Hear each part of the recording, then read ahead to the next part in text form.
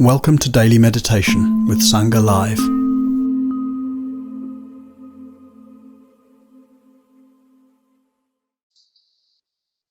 And good morning.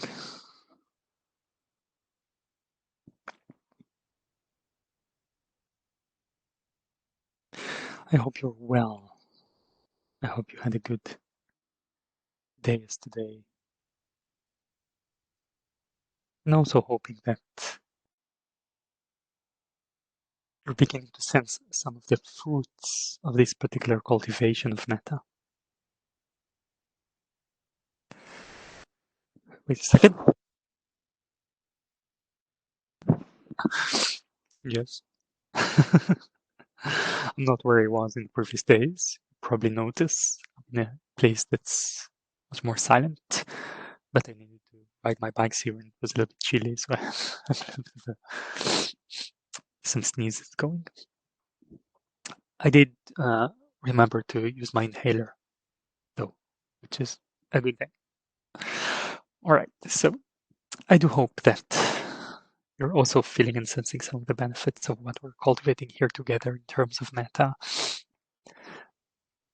I find, and I think it's helpful to notice how different avenues of practice and modes of practice actually bring different kinds of fruits. Of course, in some ways, these things are quite similar. They bring more openness, more freedom, more ease, more flexibility and malleability, more metta. All of them brings more metta, more generosity.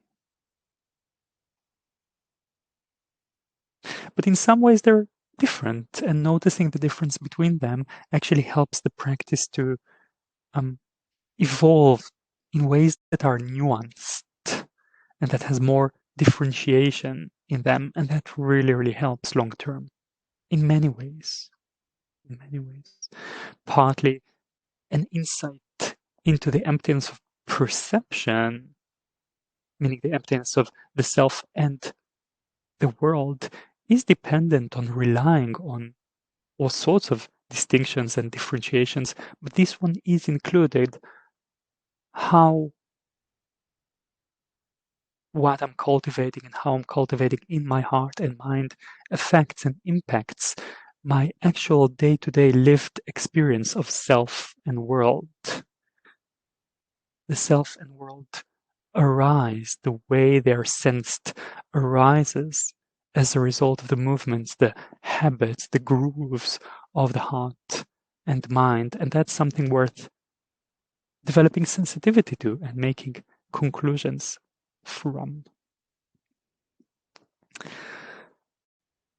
So I hope it's helpful for you. Today, we'll expand our exploration. I'll speak a little bit about the place of the body, and then I'll speak a little bit about working with the difficult person or a more challenging person in the context of the metta practice.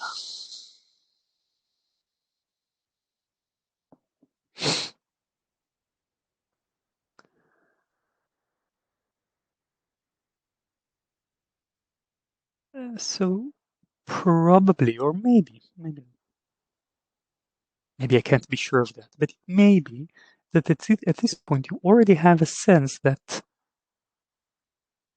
the metta practice has a real range of territories, all sorts of angles and nuances and places that you can go and visit. And sometimes you radiate the metta, and you just radiate it, and you're cultivating metta quite kind of simply. You're cultivating goodwill.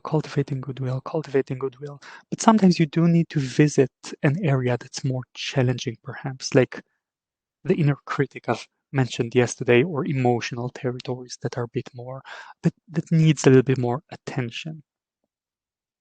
And sometimes it can be very appropriate to know that something a little bit more challenging is happening, but you keep going with the metta, just the metta, and you're cultivating that. But sometimes things really need your attention.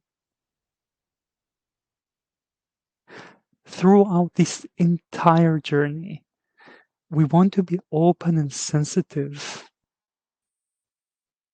to how the body feels. And gradually, over time and through the different practices we do and the cultivations and the explorations of this and that, the sense of the body can become slightly nicer somehow. It becomes more harmonized, maybe a bit more refined, maybe a bit softer somehow, as if more gathered or more alive or more kind of cooperative somehow. Experientially, in the simple or in a simple way, I can say that it feels or may feel like a kind of ease, like a kind of relative well-being. Now, nothing about it has to be dramatic or intense or incredible. It can be sometimes over time, but sometimes it's just a slight kind of angle or stream of how the body feels. Just feels nice. And that sense of well-being can actually become quite important, and start to transform the way the body is sensed and felt and understood and perceived, because it's getting mixed, or as it's getting mixed with the metta. And the body gradually and slowly becomes a body in a way of metta. The bodily energies, the warmth of the body, the movements of the body, the gestures of the body, everything about it slowly transforms or transubstantiates to become an expression of care and an experience in a way of care and friendliness.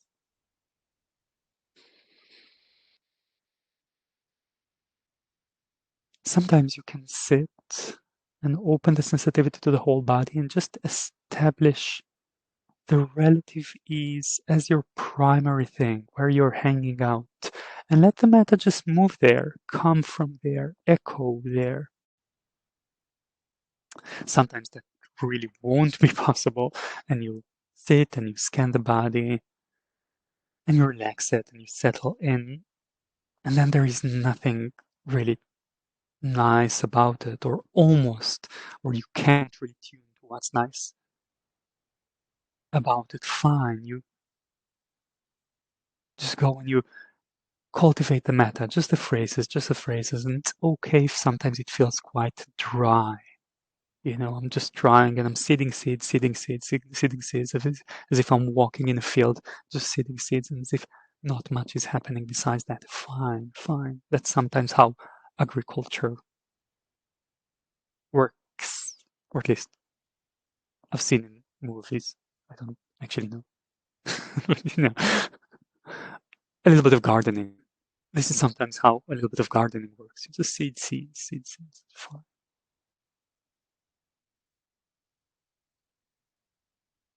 And sometimes, of course, you need to attend to some level of difficulty. Sometimes the difficulty is bodily. So if there is a lot of pain, you can actually move. You probably know this, but it's fine. It can be done as an expression of compassion, as an expression of care. Of course, sometimes as an expression of compassion and care, you actually would prefer to stay still and see if you can develop a different relationship with the whole thing. So you can do either this or that.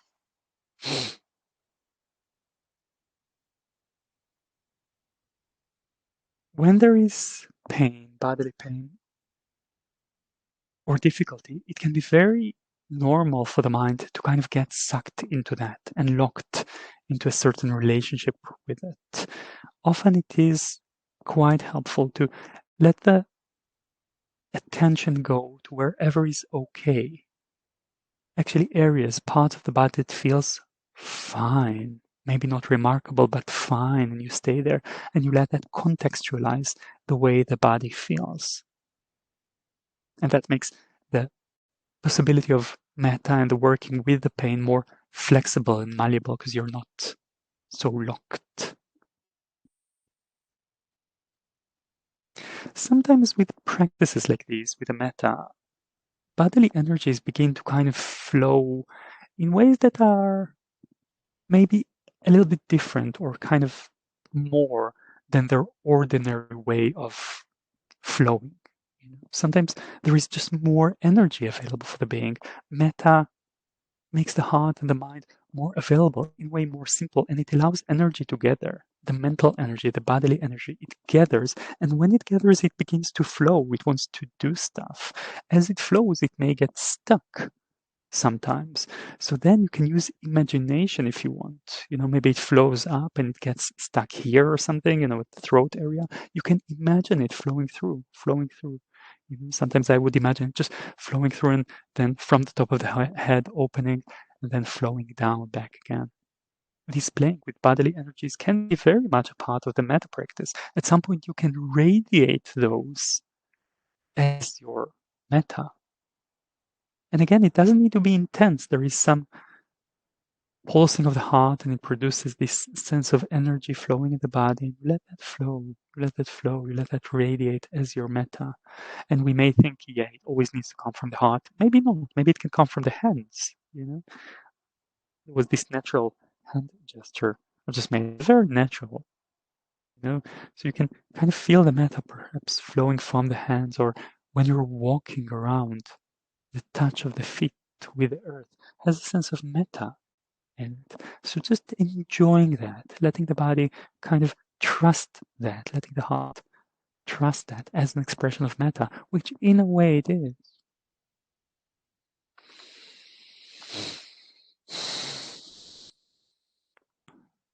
I'll come back to the theme of pain for just one more minute or so.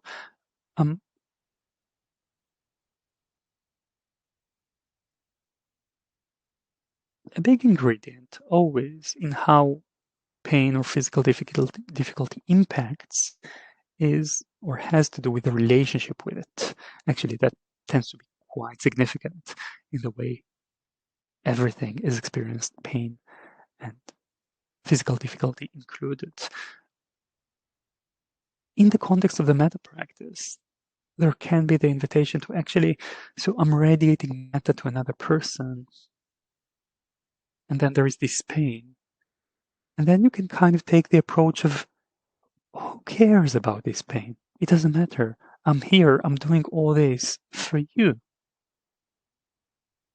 Right? Just for you, for that person you're radiating metta towards, and perhaps by implication for all beings. It's just for you. And you're taking your self-interest and just putting it aside.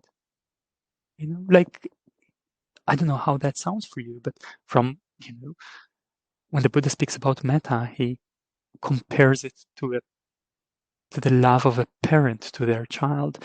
From this perspective, just, of course. I'm just taking kind of the concern about myself. I'm putting it aside just for you. I'm doing this for you. And yeah, it's painful now. It's unpleasant. Fine. And I'm not saying that as a kind of moral stance of something you should do, but I'm giving it as an invitation to something to experiment with and see how it impacts. It can be very surprising in how much space it opens around and with difficulty. Something can easily shrink around the self-concern, the self-interest. It can relax, it can open when there is this dedication. It's for you, actually.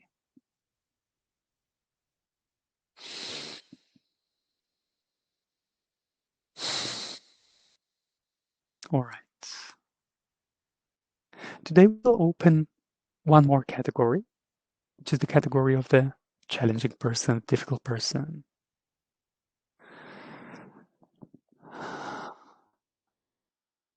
Generally speaking, before I'll speak directly about that, it's helpful to encourage, and Rob, my teacher, kept on saying again and again, encourage a sense of happiness, a sense of buoyancy in the being. I said it yesterday in the context of the turning of metta towards compassion. That's a good thing. I mean, it's part of the spectrum of what metta can transform to and how it can manifest compassion, the desire, the wish to relieve suffering. But perhaps you have this experience in which you're experiencing difficulty and then someone comes and they want to help and you can actually feel they want to help, but there isn't a sense of power there. There isn't a sense of spaciousness. There isn't a sense of potency or ability. So then they're there with you in the suffering, but actually there is no more resource that's invited to the field. And now I remember I said it yesterday, I can think of myself in both sides of this dynamic. It's very natural. So a certain elation, a certain kind of sense of resource is actually needed. We want to cultivate that in our metta practice. This is why it's worth spending a long time or as much time as you want with the categories that are easiest for you. So you have the fire of metta really kind of there, really doing its work. And the heart and the mind are transformed by it, are enjoying it. Like you feel the movement, the change sometimes in your body, sometimes in your heart, sometimes in your life.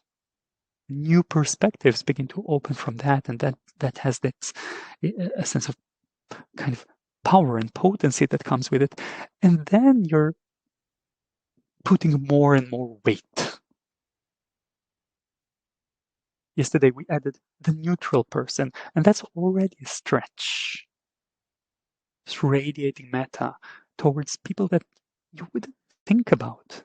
Towards most people are really just radiating, giving the metta. The challenging person is a little bit more of a stretch. Now, the challenging person isn't a challenging person or a difficult person. It's a person that you have difficulty with, that is challenging for you, of course. And it's a good opportunity to practice the skill of making your metta really robust, making it really reliable so it doesn't shake or shrink whenever there is a sense of difficulty with this or that. There will be people that you'll find more challenging. That's inevitable. Practically speaking, I would advise to do it a little bit and maybe not to do it with the most difficult person, or at least not at first, unless you really have plenty of experience with metta and the momentum is flowing there. Then fine. But it's not meant as a project to now solve this years-long problem with this or that person. The project here is just to make the metta very expansive, very reliable. So it goes everywhere and it's willing to go everywhere. So I would pick someone that's a little bit annoying. Of course, it's up to you. And it's context dependent. In some contexts, it's really right to pick a really difficult person, but in many, it's just let me pick someone that's agitating or irritating to me. And then you can use some reflections. They want to be happy. You may completely disagree with their strategies, but that's what they want, and it's not different from you. And in a way, your strategies is not always fantastic, right? I mean, I imagine. So they have theirs and you have yours. Neither of them is perfect.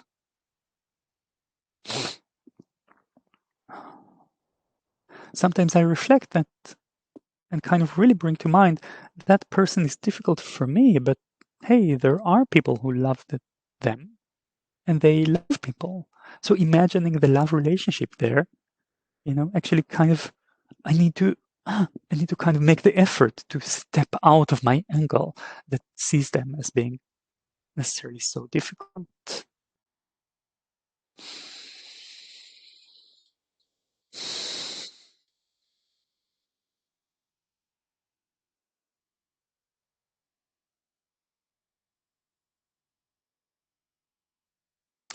Now, with a difficult person, one last thing, and that's actually true with all categories, but with a difficult person, maybe the most important.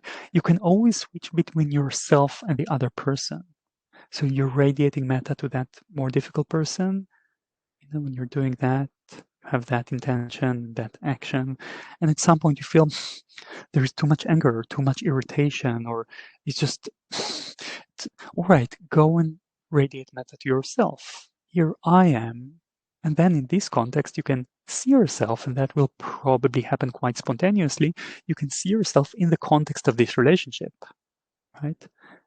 Here is me in a relationship with that person. It's really hard. Can I radiate metta to this difficulty that I'm experiencing right now?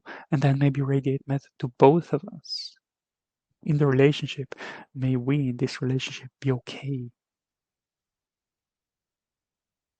I think it's very valid. Sometimes radiating metta to yourself when in the back of your mind you remember that you're in a relationship with the other person, you're perceiving yourself in this context, actually brings a lot more metta into the relationship. Because aversion tends to create structures and kind of knots that are complex.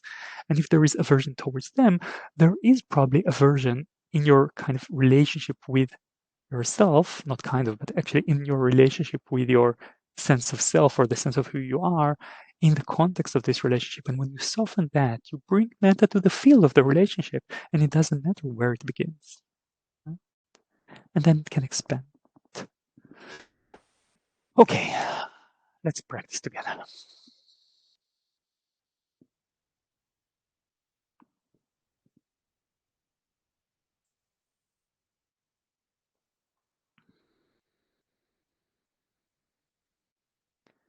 So please find a way to sit. Of course, you can also stand, lie down, or walk back and forth. Find a posture that really works for you.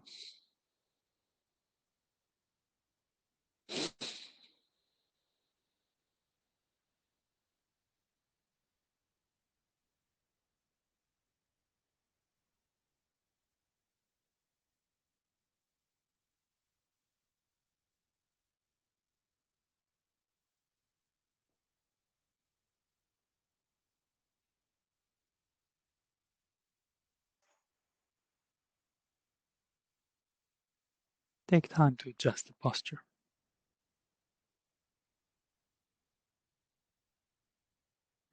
Sometimes small shifts can make a big difference.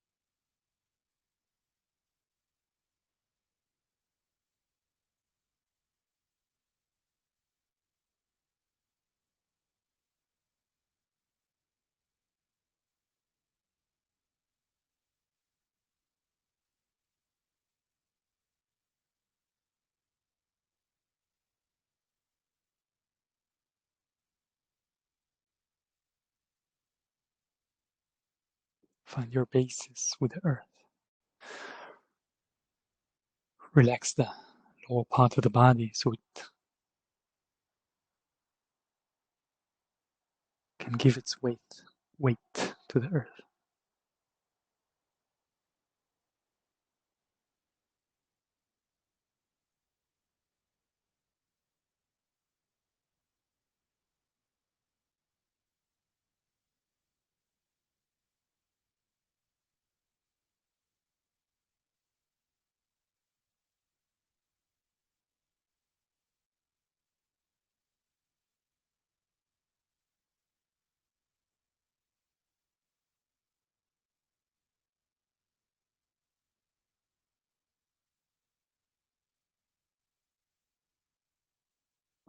Invite the upper part of the body to, and maybe actually the whole body, to sense into its uprightness and openness.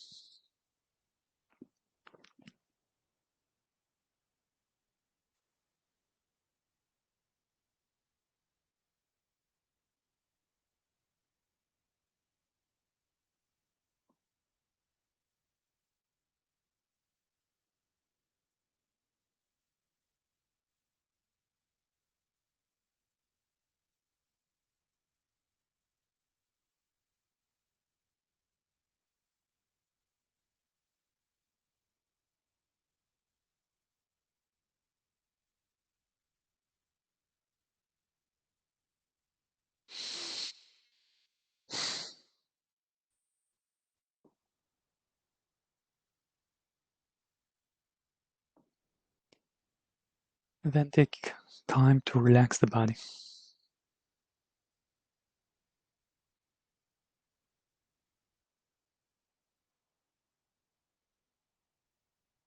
You can do that more spontaneously or intuitively, just touching and relaxing whatever is tense.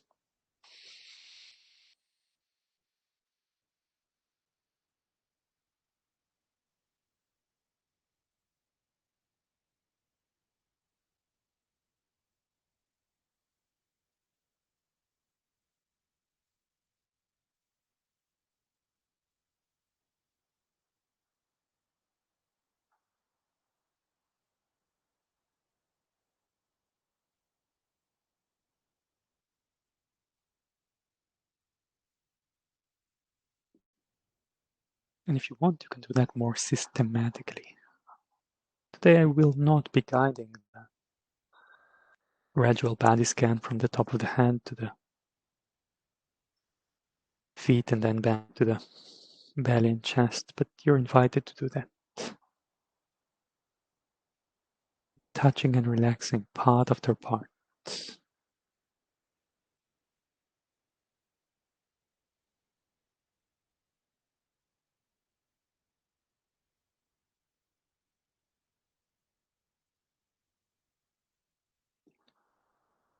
We'll take a few minutes for that.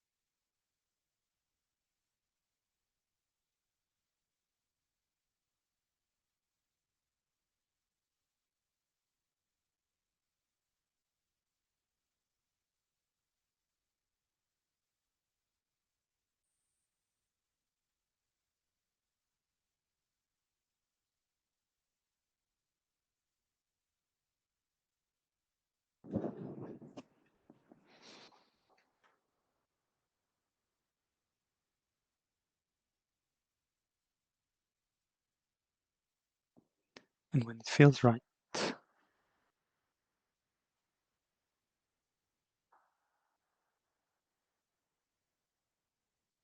make yourself sensitive to the whole body.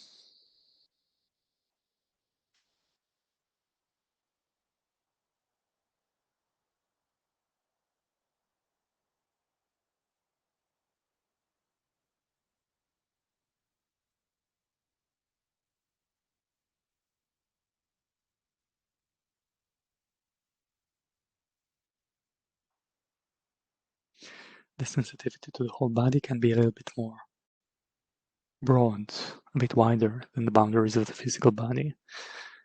So the body is full of sensitivity and surrounded with sensitivity. Let it be very light and alive.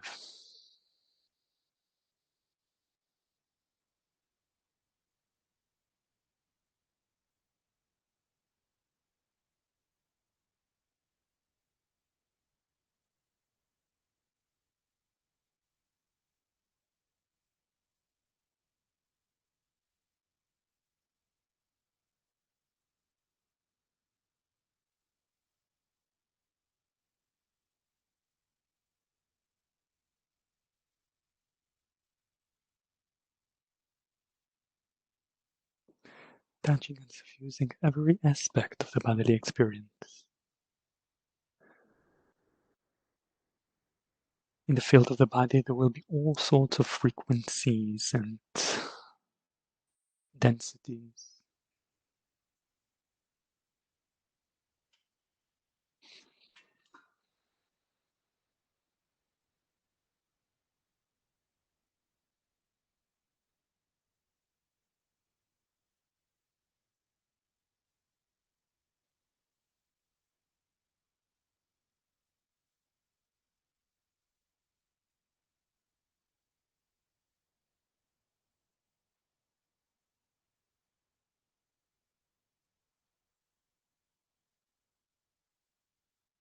Some areas will be more dense, some will be much more subtle or barely noticed. Make your sensitivity open and alive so it can sense all of it.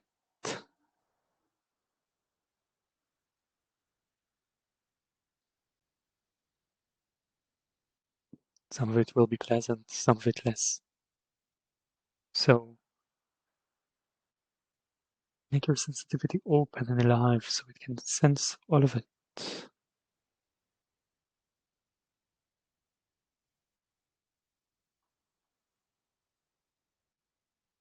Perhaps especially touching into the pleasant, enjoying it, nourishing itself on it.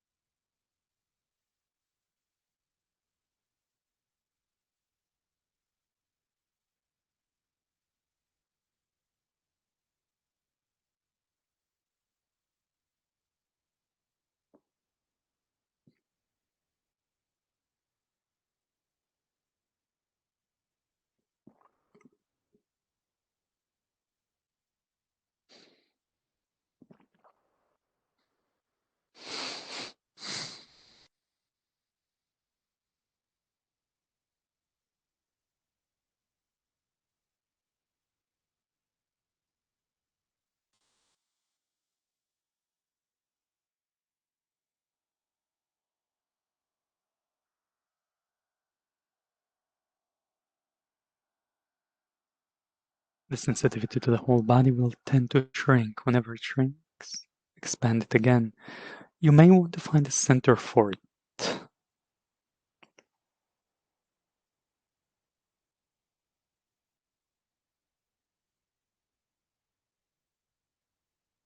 It may be the heart center, it may be elsewhere.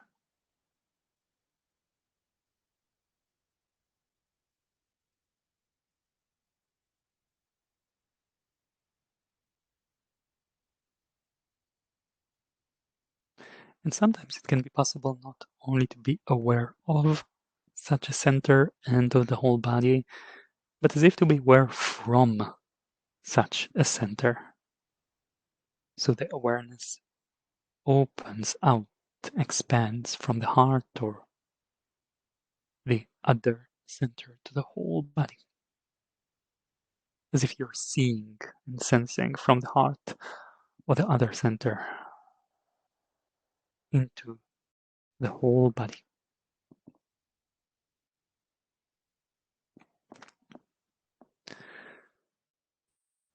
And again, there might be something a little bit pleasant about it. It's worth noticing that.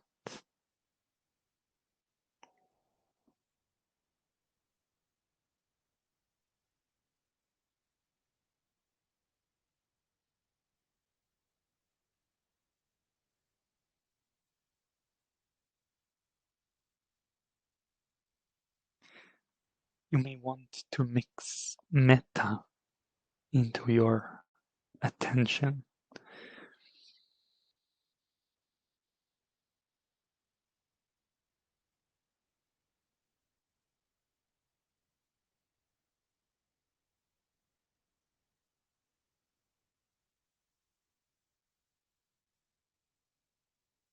can come as one gesture of sensitivity and metta.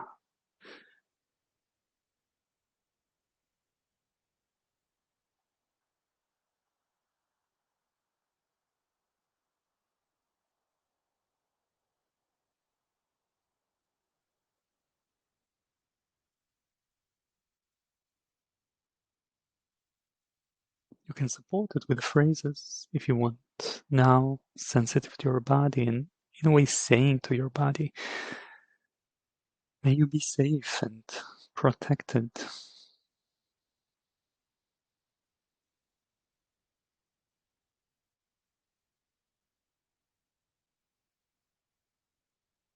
Happy and peaceful.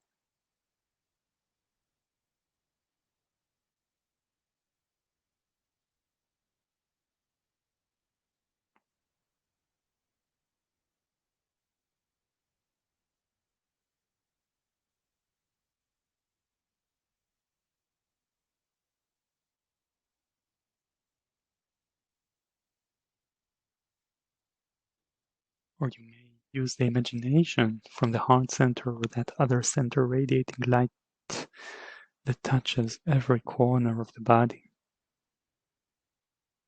that illuminates the body with a warm, gentle light of friendliness.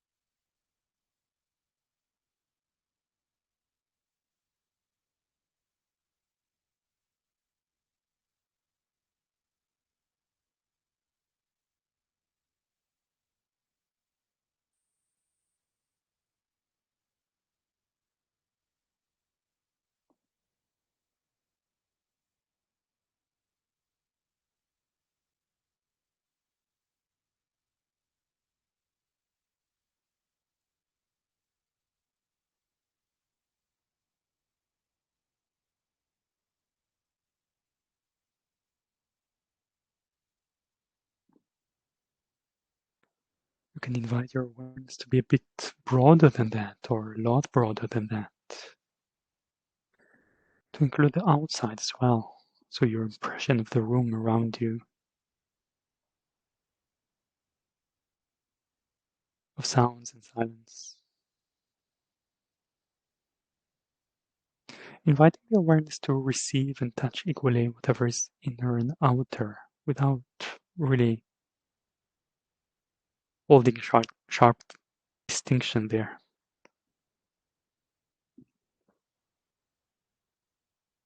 Touching it all, holding it all with kindness.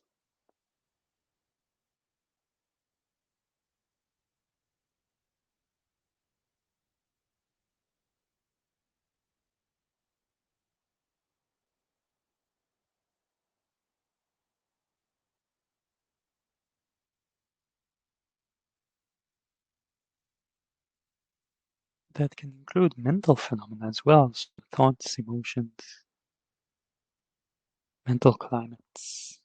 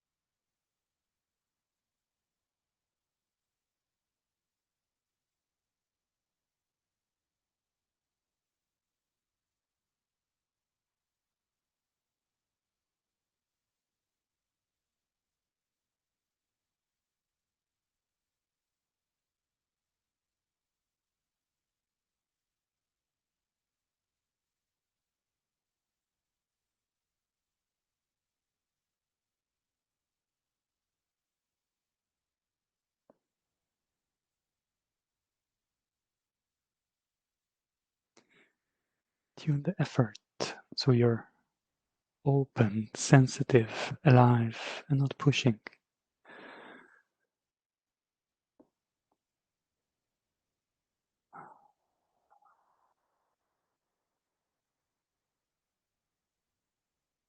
Relaxed aliveness. And if you want, you can tune towards a figure. You can begin wherever you want, with yourself, with the easiest person,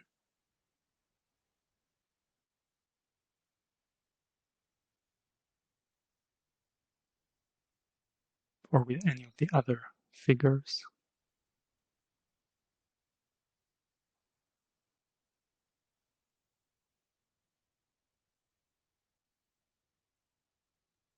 And let's take some minutes there with whatever is working for you, phrases, visual imagination, bodily sensitivity.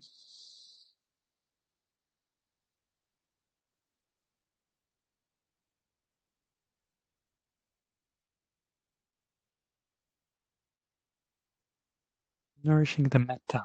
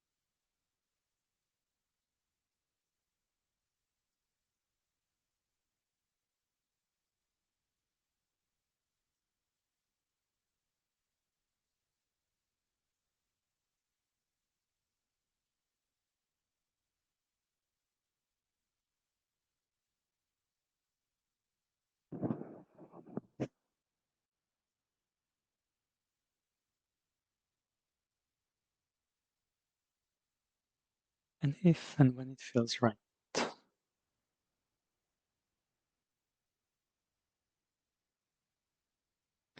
can bring to your heart and mind, to the space of your awareness, the sense of someone you're currently have some challenge with. Someone that's a little bit more difficult for you to hold metta towards. And then just notice how it feels. Notice your heart's response.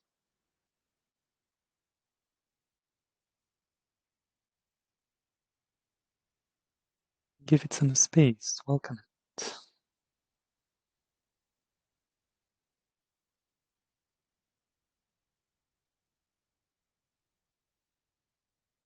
Welcoming your heart's response with kindness.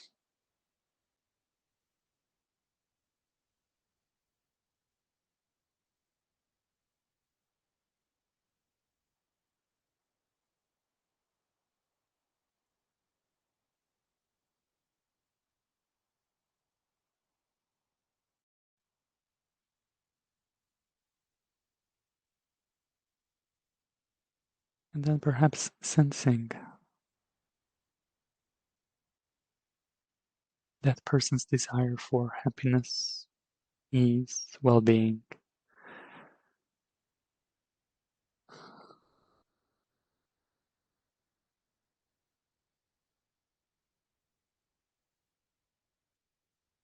and their vulnerability. The vulnerability of their heart, their body.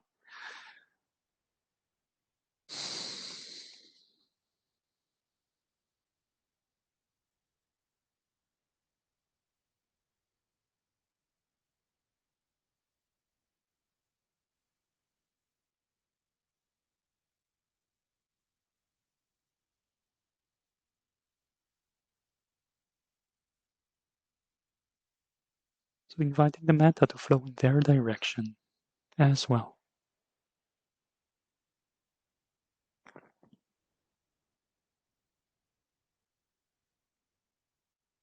Touching, suffusing, healing their body, their heart, perhaps locked in this or that habit of confusion.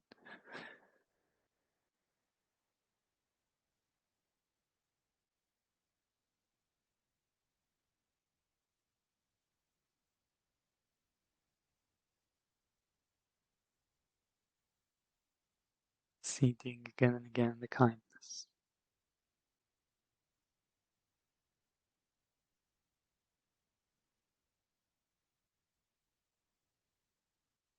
See if you can be really spacious and patient. Don't want to push it or pressure it in any way. You don't need to feel metta towards this person. It's more a gentle invitation out of kindness towards yourself to relax this aversion or grudge or whatever it is that's burdening the heart and mind.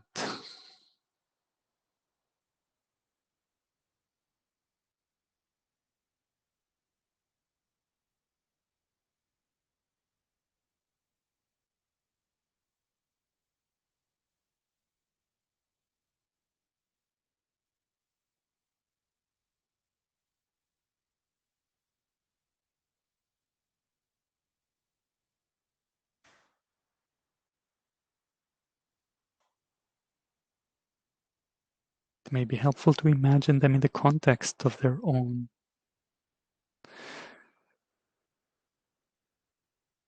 web of loving relationships, loved by others, seen as good by others.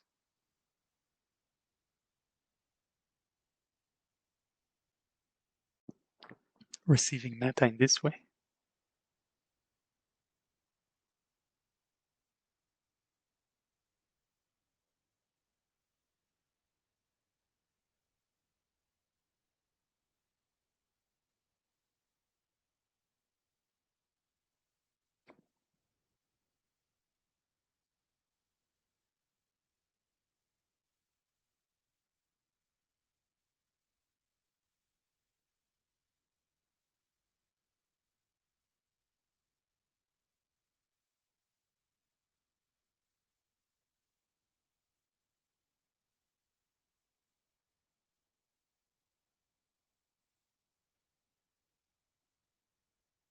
And sometimes it may be possible and helpful to drop constructed narratives of self and other, and just sitting heart and heart, body and body, not really that different in the vastness of things, in the spaciousness of existence, just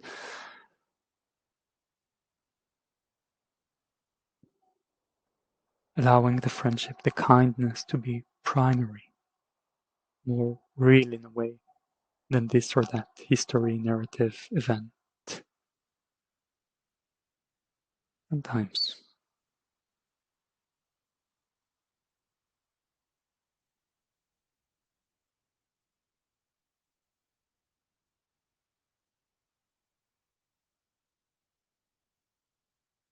And then you can relax the particular attention to them. Sit in this relative spaciousness. And then you can relax the meditative posture and intention. And invite the eyes to open as well.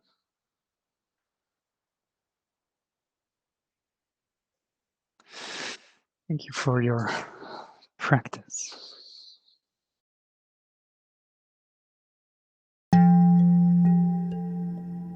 Today's podcast is an offering to you from our archive of freely available live daily classes. We make wisdom teachings and meditations as freely available as possible to as many people as wish to practice. You can help ensure we can continue to support a worldwide Sangha by leaving a review wherever you get your podcasts, by sharing this with someone who'd be interested, and by offering a small financial support at sangha.live/donate.